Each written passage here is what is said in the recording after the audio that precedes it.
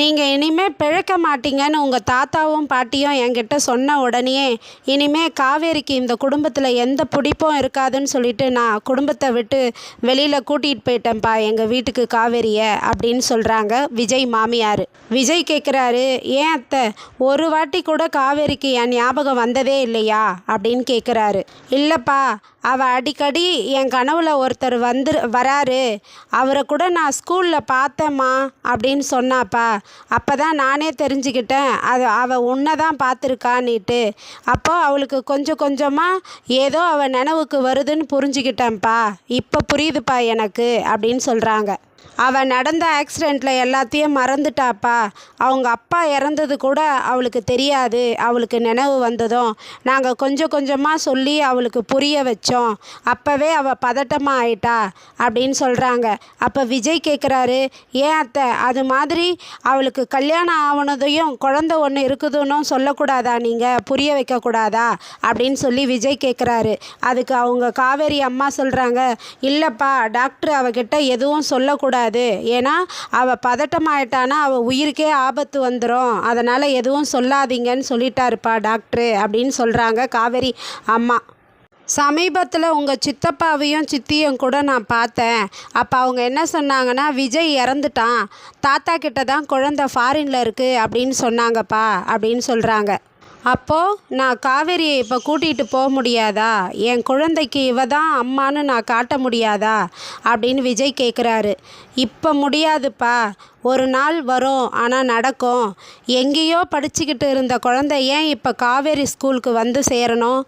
எங்கேயோ இருந்த நம்ம 2 பேருமே ஏன் இப்போ நீங்கள் 2 பேரும் இந்த இடத்துக்கு வரணும்ப்பா?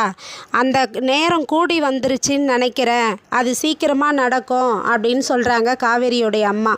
அத்தை, நான் ஒரே ஒரு முறை காவேரி முகத்தை பார்த்துக்கிறேன் அத்தை, பார்த்துக்கட்டுமா ப்ளீஸ் அத்தை அப்படின்னு சொல்லிட்டு அவங்க மாமியார்கிட்ட கேட்குறாரு விஜய். அவங்க மாமியார், எனக்கு ரொம்ப கஷ்டமாக இருக்குப்பா, ஒரு கட்டின பொண்டாட்டியை பார்த்துக்கட்டுமான்னு கெஞ்சிரியே, அதை நினைக்கும் போது எனக்கு எவ்வளோ கஷ்டமாக இருக்குது தெரியுமாப்பா அப்படின்னு சொல்கிறாங்க காவேரி அம்மா.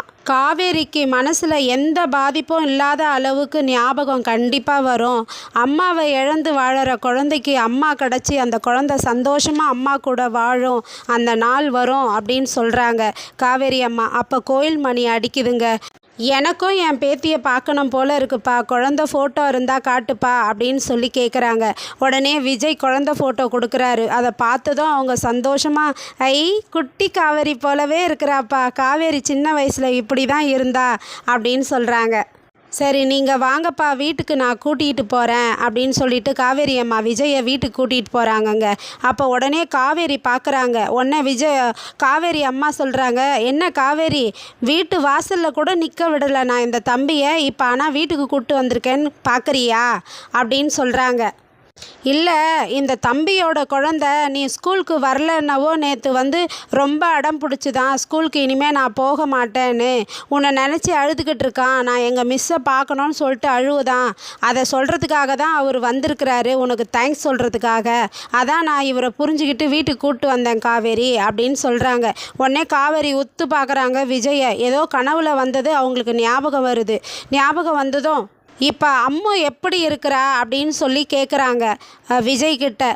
நல்லா இருக்கா, நீங்கள் அம்மு அடிபட்டப்போ பார்த்துக்கிறதுக்கு ரொம்ப தேங்க்ஸு அப்படின்னு சொல்கிறாங்க. உடனே காவேரி அம்மா, தம்பி குழந்தைய வீட்டுக்கு கூட்டிகிட்டு வாப்பா அப்படின்றாங்க. குழந்தைக்கு காவேரியை பார்த்தா மாதிரியும் இருக்கும், எனக்கும் அப்படியே குழந்தைய பார்த்தா மாதிரியே இருக்கும்ப்பா அப்படின்னு சொல்கிறாங்க.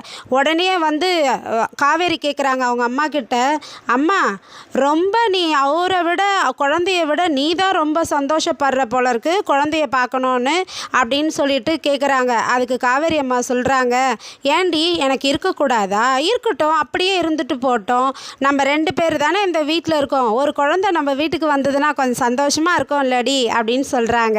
உடனே இவங்க யோசித்து பார்க்குறாங்க, எதுக்கு நம்ம கனவுல இவர் வரணும், இவர் முகம் தெரியுதே, அம்முவோட அப்பா முகம் அப்படியே தெரியுதே, எதுக்கு அப்படின்னு சொல்லிட்டு யோசிச்சுக்கிட்டே இருக்காங்கங்க. இந்த கதை இதோட முடியுது. நாளைக்கு பார்ப்போம். பாய் பாய்.